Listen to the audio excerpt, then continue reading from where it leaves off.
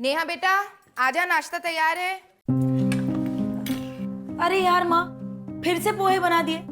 कभी आलू वालू का पराठा भी बना दिया करो ना। आज खा ले, कल बना दूंगी।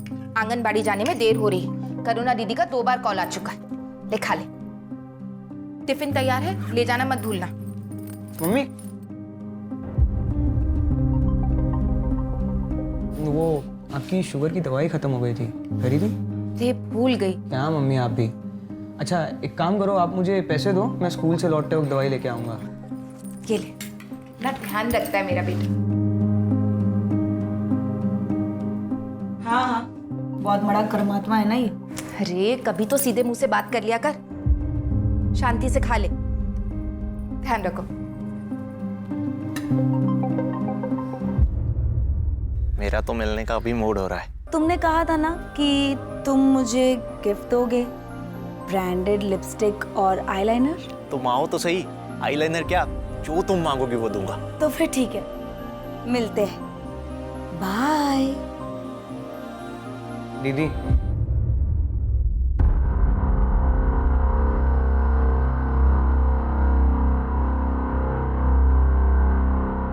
चले। देखिए भैया, पिछली बार तो भाभी की मौत की वजह से सारे सिंपत्ति के वोट्स हमें मिल गए, लेकिन इस बार बड़ी कड़ी टक्कर है। अरे शिखा, स्कूल जा रही हो? जी। अच्छा 1 मिनट रुको। अरे पवन। हाँ साहब जी। शिखा बेटा को स्कूल छोड़ के आओ। चलिए छोटी मालकिन। नहीं चाचा जी, मैं चली जाऊंगी। छोड़ के आओ उसे। चलिए मालकिन।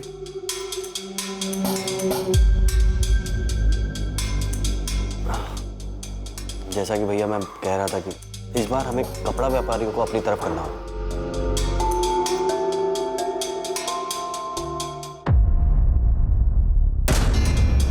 क्योंकि उनके बीच में आपके प्रतिद्वंदी सूबेदार रंजीत की काफी चर्चा हो रही है, जो कि अभी अभी आर्मी से वॉलंटरी रिटायरमेंट लेके आए।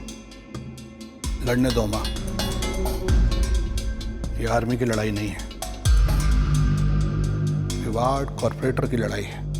इसमें राजनीतिक बुद्धि की जरूरत होती है।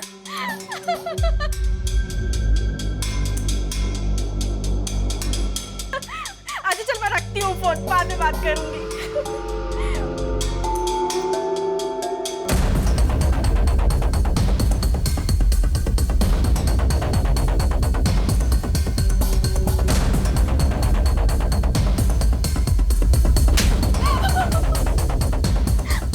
माफ कर दीजिए, गलती हो गई।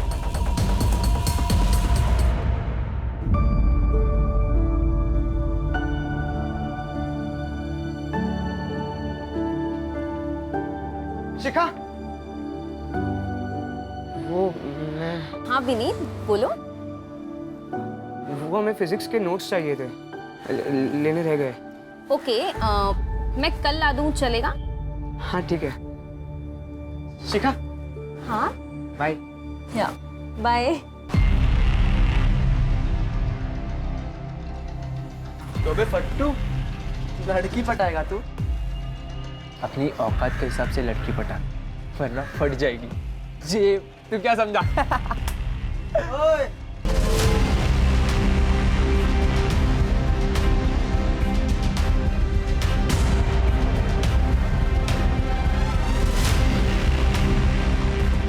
हट जाएगी बेटा तुम दोनों की, अगर मेरे दोस्त को परेशान किया तो। मजे की बात बोलूं, जेब नहीं फटेगी, कुछ और फटेगा। चलो निकलो। चल बे।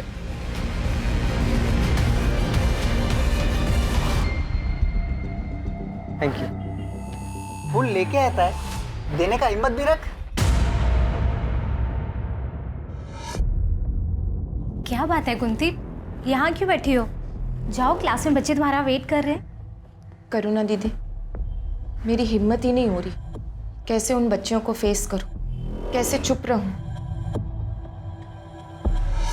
कुंती, वो बड़े लोग हैं। देख, तेरा ना इस सबसे बाहर आना ही ठीक है, उसी में हम सबकी भलाई है। नहीं दीदी, इसमें किसी की भलाई नहीं है। भलाई तो अब इसमें है कि मैं इस समस्या को जड़ से ही खत्म कर दूं।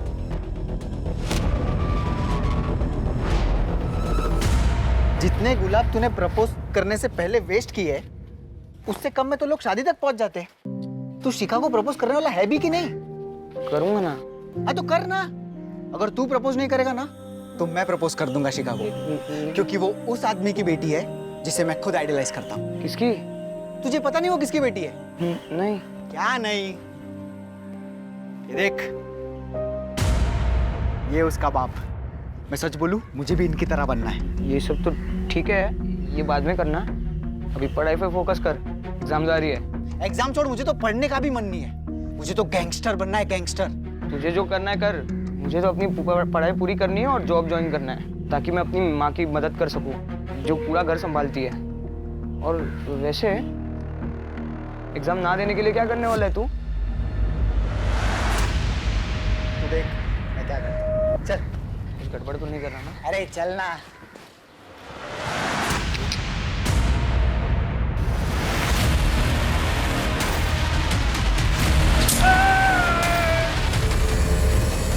मम्मी!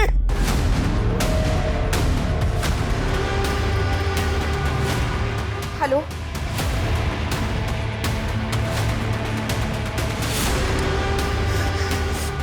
विनीत, तुम ठीक हो ना? सुबह चाचा, वो विशाल ने दुकानदार, उसने दुकानदार। मुझे मालूम है बेटा, तुम्हारी मम्मी ने बताया।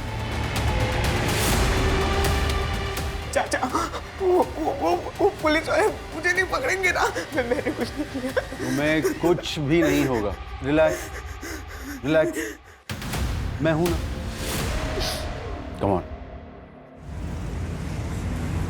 कुंती, तू अकेली औरत इतना बड़ा कदम उठाने की कोशिश कर रही है। समझने की कोशिश कर, तेरी जान को खतरा हो सकता है। तेरे पीछे तो किसी का कोई सपोर्ट भी नहीं है। कम से कम तेरा पति होता तो तुझे हिम्मत मिलती। अगर आज वो होते तो जितनी हिम्मत मैं दिखा रही हूं उतनी भी नहीं दिखा पाती। दीदी, मेरे भी 2 बच्चे हैं, मैं चुप नहीं बैठ सकती। मैं जो कर रही हूँ मुझे करने दीजिए। मेरे पास उसके खिलाफ ठोस सबूत है अपनी बात साबित करने के लिए। अब उसे कोई नहीं बचा सकता। कल सुबह तक उसकी सच्चाई सारी दुनिया के सामने आ जाएगी।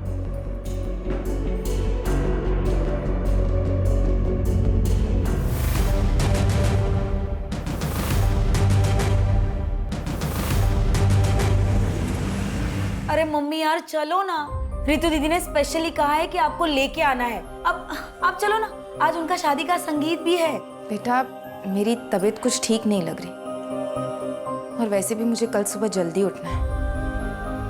एक जरूरी काम है। जैसे आपकी इच्छा। तुम दोनों वापस अकेले मत आना और बहुत देर हो जाए तो वहीं रुक जाना, ठीक है? ठीक है। तू क्या खड़ा है? अब तुझे भी नहीं जाना क्या? चल ना। चलो, बाय।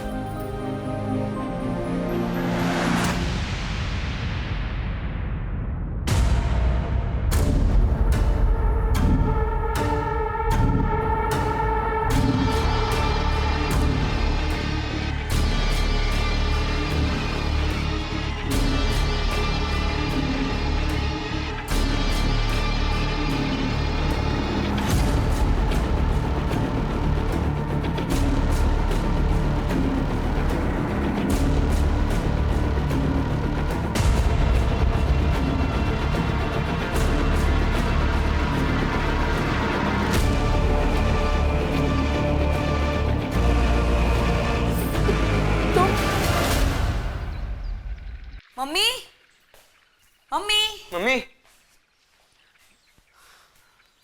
मम्मी, मम्मी, मम्मी,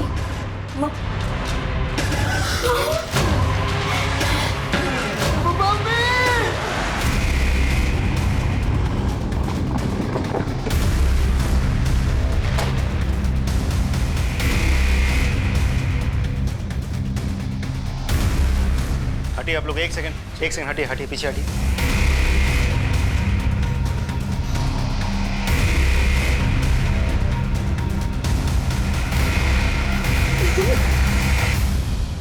आप लोगों में से सबसे पहले किसने देखा था? हम दोनों ने सर। एक्चुअली सर, कल रात को ना हम शादी के फंक्शन में गए थे। और सवेरे जब लौटे तो मम्मी गला रस्सी जैसी किसी चीज से घोटा गया। कातिल शायद चाहता नहीं था कि कुंती जी किसी भी हालत में जिंदा बचे। महेंद्र सर, घर में चेक करो कहीं फोर्स्ड एंट्री के निशान है क्या? Right sir. राजीव सर, घर का चप्पा चप्पा छान मारो, देखो कोई मर्डर वेपन है क्या? Right sir.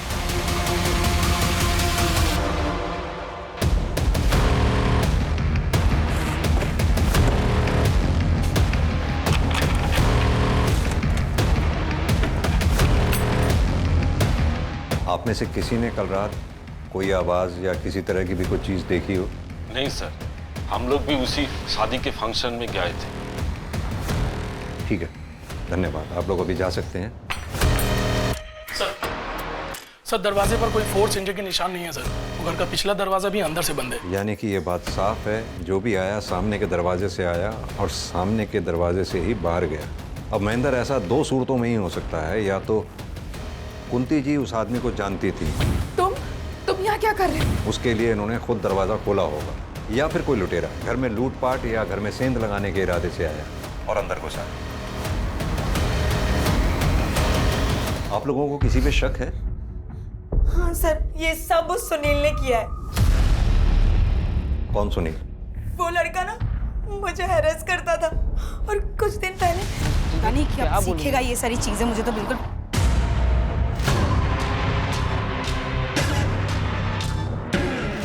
चल।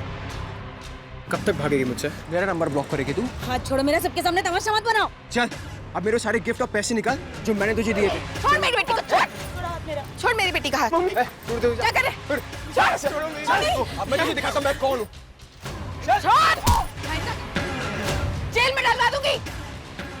चलो। सर, मुझे तो लगता है कि ये काम इन बच्चों के चाचा संजय का है। वो इस मकान को हथियाने के लिए इन लोगों को अक्सर धमकी देता है। भाभी, एक बात तो है, पिछले 2 साल से जिस तरह अकेले आपने अपने पूरे परिवार को संभाला है, वो मामूली बात नहीं है। अब अगर किसी का पति अपने परिवार को छोड़कर लापता ही हो जाए तो ऐसे हालात में औरत को ही सारी जिम्मेदारियां उठानी पड़ती है। बस वही कर रही हूँ। मैं और मेरा परिवार हमेशा आपका एहसानमंद रहेगा। आप हर कदम पर हमारे साथ खड़े रहते हैं। कैसी बातें कर रही हैं? ये तो मेरा फर्ज था। वाह, गुफ्तगू चालू है। बकवास बंद करो और चले जाओ यहाँ से। चला जाऊंगा। कुछ नहीं है भाभी जी। बस मुझे इतना बता दीजिए कि आप ये घर बेच कब रही हैं और मुझे मेरे शेयर के आधे पैसे कब दे रही हैं? ना तो मैं ये घर बेचने वाली हूँ और ना ही तुम्हें कोई पैसे मिलने वाले हैं। अरे ऐसे कैसे नहीं मिलेगा पैसा? अगर मुझे इस घर में आधा शेयर नहीं मिला ना तो मैं तुझे, तेरे बच्चों को काट डालूंगा। क्या हुआ? तू चल बेटा, अंदर चल। कुछ नहीं।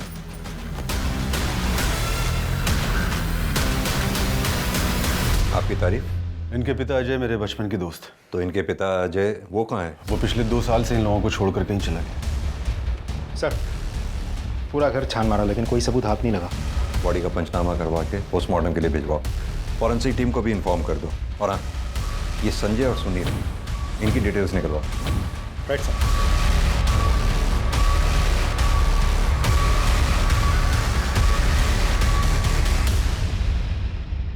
मैंने कुंती भाभी को नहीं मारा है सर। ज्यादा भोलेपन का नाटक मत कर, समझा ना? तू नहीं मारा ना उसे? सर मैं मानता हूँ कि मेरी कुंती भाभी से बनती नहीं थी, क्योंकि वो ना सिर्फ मेरे हिस्से पर कुंडली मार के बैठी थी, बल्कि मेरे भाई को भी उसने गायब करवाया था सर, अपने उस आशिक सूबेदार के साथ मिलकर, ताकि उन दोनों का अफेयर चलता रहे। सर वो एक नंबर की कैरेक्टरलेस औरत थी, अपने साथ साथ अपनी बेटी को भी अपने जैसा बना दिया था। हमारे खानदान की नाक कटवा दी उसने। दूसरों पर इल्जाम लगाकर बात को घुमा मत। सीधी तरह से ये बता, कल रात तू कहाँ था? कितने बजे सर? कल शाम से लेकर रात को तेरे सोने तक तू कहाँ था, क्या कर रहा था, सब बता। सर कल रात को 10 बजे तक तो मैं अपनी दुकान पर ही था, उसके बाद दुकान बंद करके सीधा घर गया। सर नेहा 1 नंबर की चालू और धोखेबाज लड़की है। पैसों के लिए रिश्ते बनाती है और जब पैसे नहीं होते तो रिलेशन तोड़ देती है। और उसने मेरे साथ भी ऐसा ही किया। अब क्या हुआ? पहले मेरी लिपस्टिक और आईलाइनर। अरे हाँ, ये लो।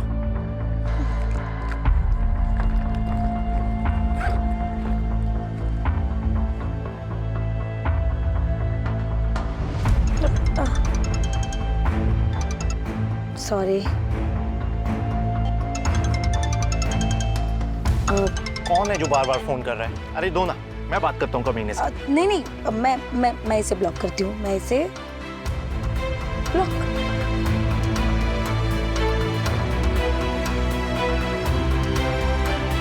मुझे उसको सबक सिखाना था सर, और इसलिए मैंने उसका रास्ता रोका था। जो लड़का किसी लड़की की बेवफाई के बदले में उसका रास्ता रोक सकता है, उसको मोलेस्ट कर सकता है, किसी के थप्पड़ मारे जाने के बाद बदला लेने के लिए उसकी जान नहीं ले सकता वो? नहीं सर, आप गलत समझ रहे हैं। मैंने नेहा की माँ को नहीं मारा है।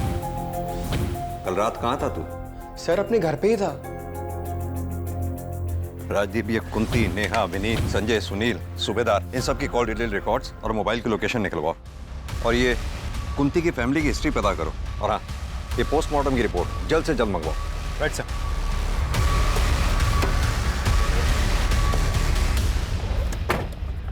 सर कुंती की पोस्टमार्टम रिपोर्ट आ गई है सर। रिपोर्ट के हिसाब से कुंती की मौत 16 अक्टूबर को रात 11 से 12 बजे के बीच में दम घुटने से हुई है।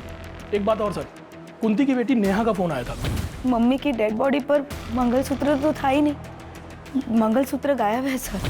कातिल ने सिर्फ मंगलसूत्र चोरी किया है, इस बात के पीछे क्या राज हो सकता है? सर, सभी के कॉल डिटेल्स और लोकेशन डिटेल्स आ गए हैं। इसके हिसाब से हादसे के वक्त नेहा और विनीत शादी के फंक्शन वाले एरिया में थे, लेकिन सुनील, संजय और सूबेदार ये तीनों अपने अपने घर वाले एरिया में थे। राजदीप, आजकल इन मोबाइल लोकेशन की रिपोर्ट्स पर भरोसा नहीं किया जा सकता। क्रिमिनल बहुत स्मार्ट हो गए हैं। उन्हें पता है पुलिस सबसे पहले कॉल डिटेल रिकॉर्ड्स और उनके मोबाइल की लोकेशन खंगालेगी, इसलिए वो जो भी क्राइम अटेम्प्ट करते हैं उसके अकॉर्डिंगली ही प्लान करते हैं। कुंती की फैमिली की हिस्ट्री के बारे में कुछ पता चला? कुंती का पति अजय आज से 2 साल पहले अचानक रहस्यमय तरीके से गायब हो गया था। उसके बाद से लेकर आज तक वो कहाँ है किसी को कुछ नहीं पता। क्या कुंती के परिवार वालों ने अजय के मिसिंग होने की कंप्लेंट लिखवाई थी? कंप्लेंट लिखवाई थी सर, इन्वेस्टिगेशन शुरू भी हुई थी, लेकिन उसके बाद किसी को कुछ पता नहीं चला। अच्छा, ये कुंती के बच्चों के बारे में कुछ पता चला? लोगों का कहना है कि विनीत बहुत ही पढ़ाकू और डरपोक टाइप का लड़का है, जबकि कॉल रिकॉर्ड्स के मुताबिक नेहा करीब आधे दर्जन लड़कों के साथ ऑड आवर्स में बात करती है। इसका मतलब क्या सुनील जो बोल रहा था वो सच है? सर कहीं ऐसा तो नहीं है कि कातिल नेहा को मारने के लिए आया हो, और चूंकि नेहा घर पर नहीं थी तो उसका सामना नेहा की माँ कुंती से हो गया। नेहा से बात करते हैं। हेलो, अच्छा ठीक है, thank you sir. Cyber cell से कॉल था। उन लोगों का कहना है कि कुंती की मोबाइल गैलरी पूरी तरह से डिलीटेड है, किसी ने पूरा फोल्डर ही डिलीट कर दिया होगा। ऐसा क्या था उस फोन की गैलरी जो किसी ने पूरा का पूरा फोल्डर ही डिलीट कर दिया? नहीं सर, ना तो मुझे ये पता है कि फ़ोन की गैलरी में कुछ था या नहीं, ना तो मुझे ये पता है कि ऐसा कौन कर सकता है। हाँ, मम्मी का फ़ोन कभी लॉक नहीं रहता था, तो कोई भी कर सकता है ना। हमने तुम्हारे कॉल डिटेल रिकॉर्ड्स निकलवाए तो उसमें पाया बहुत से लड़कों के नंबर हैं उसमें, जिनसे तुम्हारी ऑड आवर्स में बहुत लंबी लंबी बातें होती हैं। क्या मैं जान सकता हूँ उन लड़कों से क्या रिश्ता है तुम्हारा? ये सच है कि मैं लड़कों से बातें करती थी, उनसे मिलने भी जाती थी, पर वो इसलिए क्योंकि वो लोग मुझे मेरी लाइफस्टाइल जीने में मदद करते थे। पर मेरे पुराने रिलेशनशिप या अभी के रिलेशनशिप में सिर्फ सुनील ही है जो मेरे परिवार को नुकसान पहुंचा सकता है। और कौन ऐसा हो सकता है जो इस काम को अंजाम दे सकता है? हाँ सर, एक लड़का है, विनीत का क्लासमेट विशाल। वो 3 दिन पहले आया था।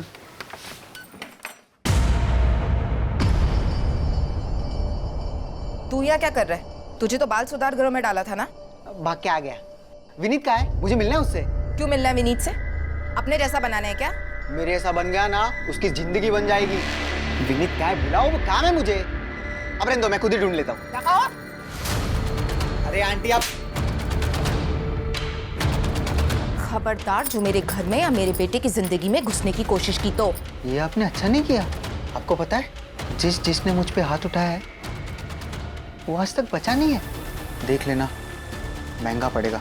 निकाल यहाँ से। सर वो बहुत सन की लड़का है, अभी कुछ दिन पहले ही उसने एक आदमी को दिन दहाड़े चाकू मार दिया था। कहाँ रहता है ये विशाल? जी मालूम है सर, मेरा बेटा विशाल बाल सुधार घर छोड़ के चला गया है सर। वो आया था 1-2 बार घर, लेकिन रुका नहीं, चला गया। उसका कोई फोन नंबर या फिर कोई तरीका उससे कांटेक्ट करने का? जी नहीं, ऐसा कुछ नहीं है मेरे पास। उसका कमरा देखना है हमें। आइए सर।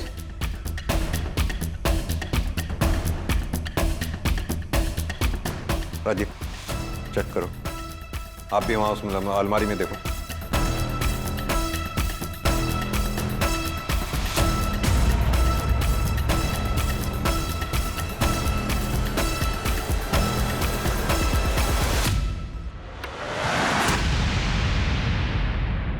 सभी आर्टिकल्स गैंगस्टर्स से रिलेटेड हैं। सब छटे हुए क्रिमिनल्स हैं। आपके बेटे ने ये सब क्यों कलेक्ट कर रखी थी?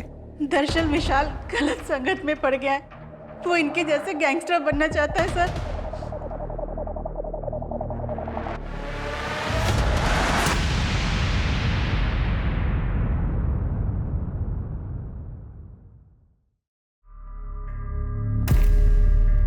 ले ले ले ले ले ले मिला मुन्ना लोला है। अब ना तो मम्मा बॉय की मम्मा है और ना ही विशाल पापा। अब कौन ख्याल रखेगा रे तेरा? बोल कौन कौन कौन कौन कौन बचाएगा तुझे हम दोनों से? बचाएगा तुझे हम दोनों से। क्या कह रहे तुम लोग? निकलो तुम लोग। मैंने कहा लीव। चल बे, इससे पंगा नहीं लेते। रमाकांत जी की बेटी है, चल।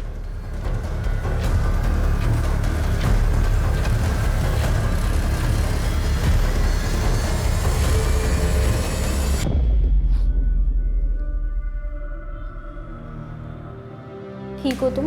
थैंक यू मुझे बचाने के लिए। तुम्हें कुछ पता चला कि विशाल कहाँ है? मेरी लाइफ में सिर्फ 2 लोग थे, मेरी माँ और विशाल, जो मुझे हर मुसीबत से बचाते थे, मेरे साथ हर बार रहते थे। आज मेरे पास उन दोनों में से कोई भी नहीं है। पुलिस ये बोल रही है कि विशाल ने मेरी माँ को। तुम हिम्मत रखो, धीरे धीरे सब ठीक हो जाएगा। एक दिन सच भी सामने आएगा।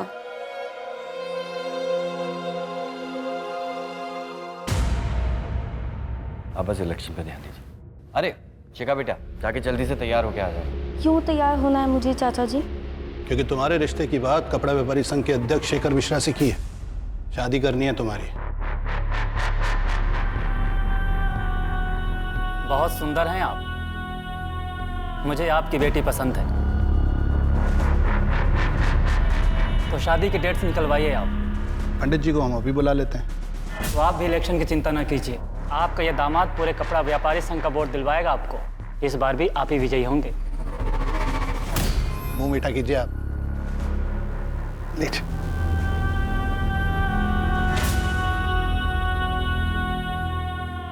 विनीत, क्या रे, दोस्त की आदत नहीं आती क्या? तू चले जा मेरे सामने से, वरना मैं पुलिस को सब सच बता दूंगा। देख, तूने मेरी मम्मी को मारने की धमकी दी थी। क्या बोल रहा है? मैं क्यों मारूंगा तेरी माँ को? मम्मी ने तो तुझे थप्पड़ मारा था। तो मैंने तेरी माँ को मार दिया? एक काम कर, तू साबित कर और पुलिस को भी बता दे। उनको भी बोल साबित करने को। खड़ा क्या है? जा ना, जा वरना तुझे ही मार दूंगा। सर, मुझे इंस्पेक्टर सर से बात करना। बोलो भी नहीं। मुझे रास्ते में विशाल मिला था। उसने कहा कि उसी ने मेरी माँ को मारा है, और ये बात कोई भी प्रूव नहीं कर सकता। मुझे बहुत डर लग रहा है सर।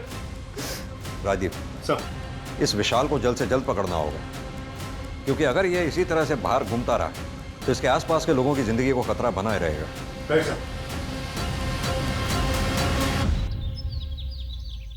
सर, कुंती के फोन गैलरी का डेटा जो डिलीट कर दिया गया था, उसको साइबर सेल ने रिट्रीव कर लिया सर। उसकी गैलरी में बहुत ही शॉकिंग वीडियो मिला है सर। सर, ये तो वार्ड काउंसिलर रमाकांत का भाई उमाकांत है। ये तो कोई बच्चों के पढ़ने जैसी जगह लग रही है।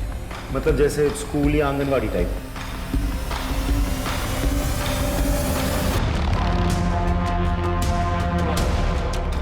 सीधी तरह से ये बता, कुंती के मोबाइल से ये वीडियो डिलीट कैसे हुई और तू उस वक्त कुंती के घर पर क्या कर रहा था जब कुंती का मर्डर हुआ?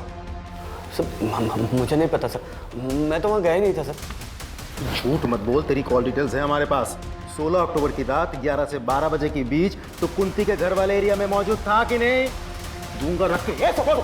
बता दो। मैं कुंती के घर गया था क्योंकि मुझे पता चल गया था कि उसने मेरी ये वीडियो तब बना ली थी जब।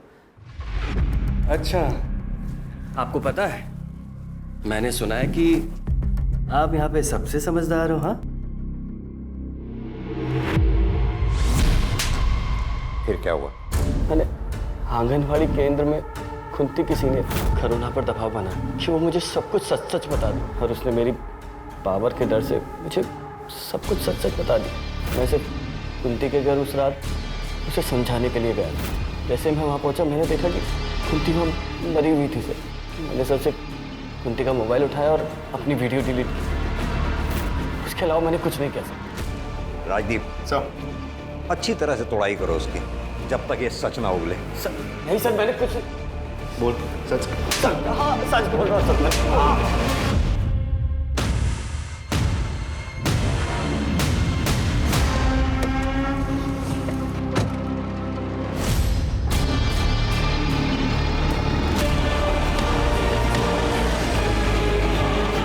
क्या हुआ रमाकांत जी को, रुक क्यों गए? साहब जी। लेकिन दिनेश, एक बात समझ में नहीं आई मुझे, आखिर ये कातिल इस गाड़ी में घुसा तो घुसा कैसे? क्योंकि ना तो रमाकांत किसी के साथ आया था और ना इस गाड़ी में कहीं कोई भी फोर्स एंट्री के निशान है। तुमने सीसीटीवी फुटेज चेक किया? सीसीटीवी गेट की दूसरी तरफ दूसरे एंगल पर है। मैंने चेक किया तो मुझे उसमें कुछ दिखाई नहीं दिया, ये गाड़ी भी नहीं दिखी। बट सर, मुझे एक बात समझ नहीं आ रही, आखिर रमाकांत जी यहाँ अकेले आए क्यों थे? क्या हुआ? भैया के विधायक जी से आगामी इलेक्शन को लेकर एक गोपनीय मीटिंग थी। वो इसके बारे में किसी को भी भनक तक नहीं लगने देना चाहते थे, इसलिए वो अपने ड्राइवर को भी लेकर नहीं आए। अब वरना उनके साथ तो पूरा जत्था चलता है सर। तुमको किसी पे शक है? सर शक नहीं, पूरा यकीन है, ये जरूर उस राघव ने किया होगा। ये राघव कौन है? तो भैया की पहली पत्नी का भाई, अभी वो कुछ ही दिन पहले घर पर आया था। अपनी घर की औरतों को अपने राजनीतिक फायदे के लिए सीढ़ियां बना रहा है तू। पिछले इलेक्शन में तूने मेरी बहन को मार दिया, फिर पब्लिक सिंपैथी के लिए झूठ मूठ के आंसू बहाए और जीत गया, और इस बार उसी राजनीतिक फायदे के लिए तू मेरी नाबालिग भांजी की जबरदस्ती शादी करवा रहा है। ये मैं कतई होने नहीं दूंगा, फिर इसके लिए चाहे मुझे तेरी जान क्यों न लेनी पड़े। क्या बोल रहा था तू? कौन किसकी जान ले सकता है? बंदूक पकड़ के कोई भी मर्द बन सकता है, अगर दम है ना तो अकेले में है, बिना हथियार के मिल। बकरे की तरह गलाना रेन दिया ना तो कहना। लेकिन ये मौका मैं तुझे दूंगा क्यों? पापा नहीं नहीं नहीं नहीं, पापा नहीं, पापा नहीं, पापा जी, आप मामा जी को कुछ मत कीजिए। एक काम करो, बॉडी को पोस्टमार्टम के लिए भेज दो। सर आनंद नगर थाने से सब इंस्पेक्टर विनोद आए हैं आपसे मिलने। सर, वार्ड काउंसलर रमाकांत की हत्या हमारे इलाके में जरूर हुई, लेकिन उसका घर आपके दायरे में आता है, इसलिए मैं चाहता था कि आपकी और हमारी टीम मिलकर इस केस को सॉल्व करें। बिल्कुल। वैसे भी एक दूसरे केस के सिलसिले में हम रमाकांत के भाई उमाकांत को इंटेरोगेट करके ही आ रहे हैं। आप इनसे रमाकांत मर्डर केस की सारी डिटेल ले लो। आइए प्लीज। थैंक यू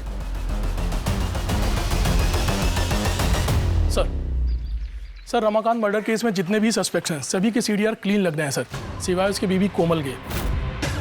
कोमल किसी अरुण नाम के आदमी से देर रात तक लंबी लंबी बातें करती है सर।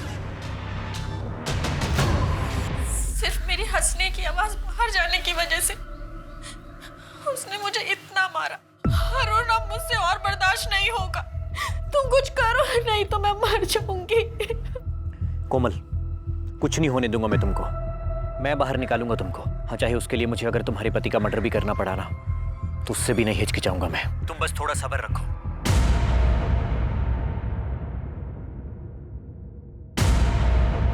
सर, उमाकांत पे हमने 3rd डिग्री इस्तेमाल किया, लेकिन फिर भी उसने ये बात नहीं कबूली कि उसी ने कुंती का खून किया है। सर, वैसे उमाकांत के खिलाफ हमारे पास कोई ठोस सबूत नहीं है। इनफैक्ट इस केस में किसी भी सस्पेक्ट के खिलाफ हमारे पास कोई कंक्लूसिव एविडेंस नहीं है। कुंती के घर चलकर दोबारा तहकीकात करते हैं। आई एम श्योर क्रिमिनल ने कोई ना कोई चूक जरूर की होगी जो हमसे मिस हुई है। सर,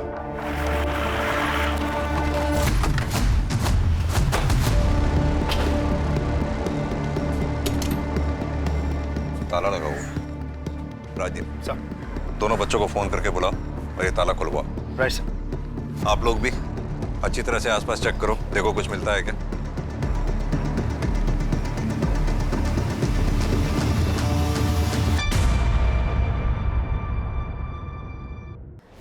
सर, देख के तो लगता है यहाँ ताज़ा ताज़ा गड्ढा खोदा गया था और फिर मिट्टी डाली गई है।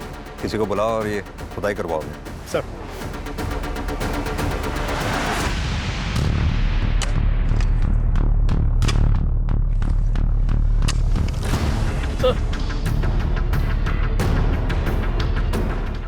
ये कंकाल पक्का अजय भाई की है। आप इतना दावे के साथ कैसे कह सकते हैं ये कंकाल आपके भाई की? अंगूठी की वजह से सर। ये अंगूठी अजय भाई पहनते थे।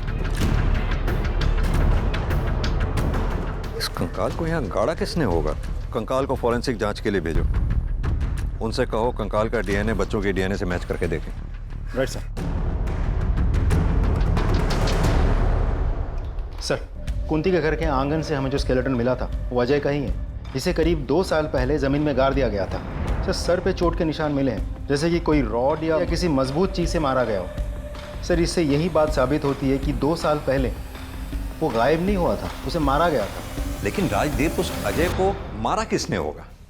किसने उसे मारकर जमीन में गाड़ा होगा? सर, हमने उस अरुण को हिरासत में ले लिया है। विनोद, एक बात बताओ सर, क्या तुमने रमाकांत की गाड़ी का फॉरेंसिक टेस्ट कराया था?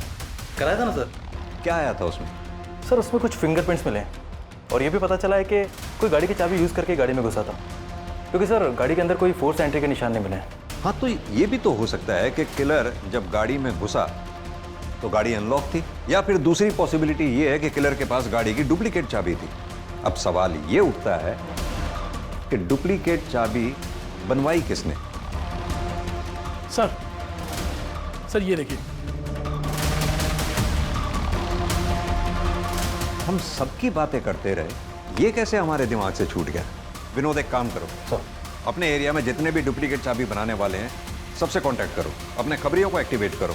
Sir, excuse me sir. Hello, क्या? ठीक है, हम पहुंच रहे हैं।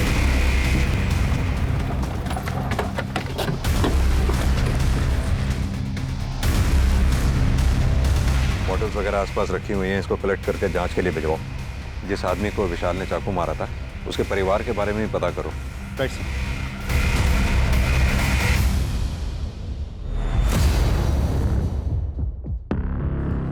सर, ये देखिए क्या मिला है सर। हाँ सर, मैंने एक डुप्लीकेट चाबी बनाई थी, लेकिन उसका नाम नहीं पता। दिनेश, एक काम करो, सामने चेक करो कोई सीसीटीवी कैमरा लगा है क्या? शायद वहां से उस आदमी का कुछ क्लू मिल जाए। Okay sir. सर, विशाल की पोस्टमार्टम रिपोर्ट आ गई है। विशाल की मौत 30 अक्टूबर दोपहर 3 से 4 बजे के बीच हुई। एक और इम्पोर्टेंट बात सर, विशाल के नाखून से ह्यूमन फ्लैश मिले हैं। हो सकता है उसका कातिल का हो। सर क्राइम सीन पे मिले फिंगरप्रिंट्स और एविडेंसेज की फॉरेंसिक रिपोर्ट आ गई है सर। ये रही सर। रिपोर्ट के हिसाब से विशाल के क्राइम सीन पे जो फिंगरप्रिंट्स मिले थे वो रमाकांत की गाड़ी के 1 सेट ऑफ फिंगरप्रिंट से मैच कर रहे हैं सर। शिखा, तुम्हारे पापा की हत्या से पहले कोई तुम्हारे घर आया था? सब पापा और चाचा को मिलने तो बहुत लोग आते थे, लेकिन सब बाहर से ही मिलके चले जाते थे। क्या कोई ऐसा जो घर के अंदर आया? मुझे याद नहीं। ठीक। 1 मिनट सर, मुझे याद आ गया, वो आया था। कौन वो? सर, मैं वो शख्स मिल गया है जिसने रमाकांत की गाड़ी की डुप्लीकेट चाबी बनाई थी। ये देखिए सर। इसने बनवाई ये डुप्लीकेट चाबी? सर, मैंने पता कर लिया है वो फ्रेम किसका है। किसका? इसकी कॉल डिटेल रिकॉर्ड्स और मोबाइल की लोकेशन निकलवाओ immediately. Right sir.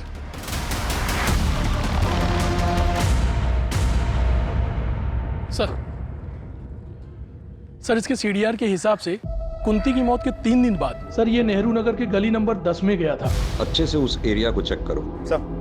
Right sir.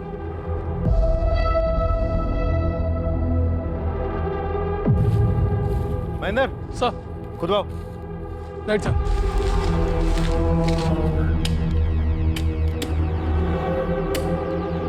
एक मिनट।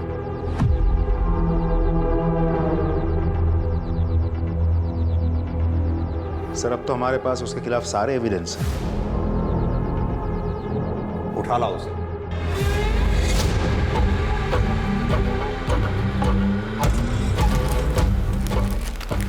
पहचाना इसे? ये हमें विशाल की डेड बॉडी के पास मिला और जिस दुकान से तुमने इसे बनवाया था उस दुकानदार से भी हमने ये वेरीफाई कर लिया। तुमने रमाकांत को क्यों मारा? हमारे पास इस बात के भी पक्के सबूत हैं। मुझे याद आ गया, वो आया था। कौन वो? विनीत। वो नोट्स लेने आया था, लेकिन 1 घंटे में लौटा के चला भी गया। और यही नहीं, हमारे पास वो सीसीटीवी फुटेज भी है जिसमें तुम डुप्लीकेट चाबी बनवाते हुए साफ दिखाई दे रहे हो। और इसके साथ ही हमें रमाकांत की गाड़ी से तुम्हारे फिंगरप्रिंट्स भी मिले। अब तक तुमने जितने भी मर्डर किए हैं, हमारे पास तुम्हारे खिलाफ हर मर्डर का पक्का सबूत है। अब तुम बताना शुरू करो। बोलो। हाँ, मैंने मारा है सबको। मेरी शुरू से ही आदत रही है कि अगर मुझे कोई चीज़ अजीज लगती है और उसे कोई कष्ट देता है या मुझसे दूर करने की कोशिश करता है ना, बर्दाश्त नहीं होता मुझसे। जैसे कि 2 साल पहले हुआ था। दारू पीने से रोकेगी मुझे? हाँ, रोकोगी मुझे। मम्मी ने मुझे बचाने के लिए पापा की डेड बॉडी को दफनाया।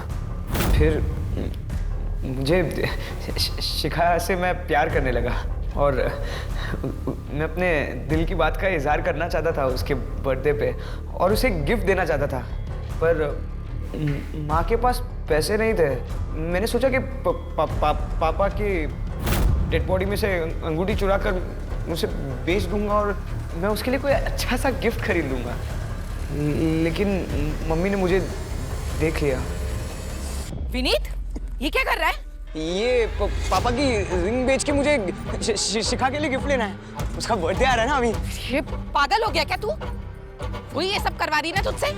जैसा बाप लालची और घूसखोर, बेटी ने भी लोगों को ठगना और बरगलाना शुरू कर दिया है। विनीत, बेटा मैंने तुझे बहुत उम्मीदों के साथ पाला है, इसीलिए कह रही दूर रहे उस डायन से। माँ वो डायन नहीं है, उसको मैंने गिफ्ट नहीं दिया ना, वो नाराज हो जाएगी। मुझे उसे गिफ्ट देना है माँ। दूर है, जा यहाँ से, जा। आना नहीं यहाँ कभी वापस। धनी दिन ब दिन दिमाग खराब होता जा रहा है, सब मेरी गलती। सच बताओ तो मुझे बहुत गुस्सा आ रहा था।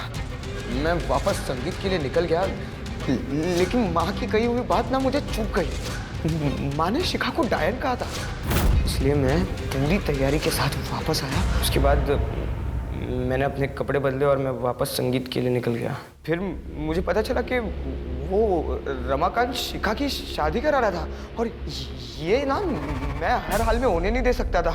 इसलिए मैंने रमाकांत का पीछा किया और उसकी एक डुप्लीकेट चाबी बना ली और मौका ढूंढता रहा।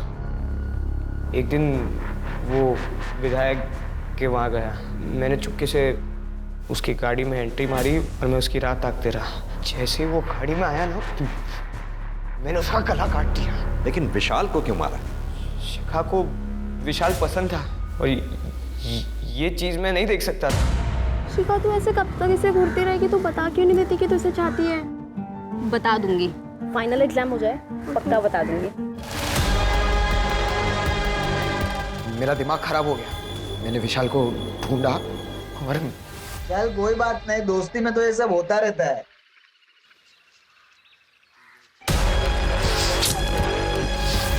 तुम्हारा कैरेक्टर तो सच में ही समझ से बाहर है। सच बताऊं, तुम मानसिक रूप से बीमार हो और मैं हायर अथॉरिटीज से ये रिक्वेस्ट करूंगा, तुम्हें तुम्हारे गुनाहों की सजा वो दी जाए जो किसी एडल्ट को दी जानी चाहिए।